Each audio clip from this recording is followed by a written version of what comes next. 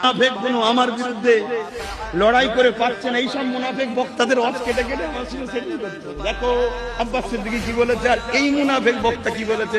এই বক্তা বলছে কে জান্নাতি কে জাহান্নামী বলা যাবে না, আব্বাস সিদ্দিকী বলে দিয়েছে জাহান্নামের কুকুর। তোর মৌলী সাহেব ঠিক আছে কি দেখ, তোর মৌলী সাহেব ইহুদিদের চর নয় তো, তুই যা সাহারা লিখছিস সে এক জাহান্নামের কুকুর নয় তোমার। কথা বুঝছেন না, বোঝেন না? এত বড় স্পর্ধালে বলে যাচ্ছি, এত বড় চাকর দিয়ে বলে যাচ্ছি। কারো যদি ডিস্টার্ব হয়, অসুবিধা হয়, ভাড়াটিয়া টাটুলিয়ায় ব্রিগেডের ময়দানে পুরো বাংলার মানুষ আসবে।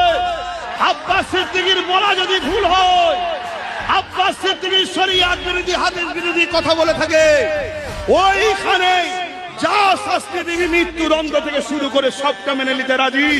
আলহামদুলিল্লাহ প্রমাণ করে দেবো তোকে যারা বাঁচাতে চাইছে তারাও মুনাফিক, তারাও মুনাফিক, তারাও মুনাফিক।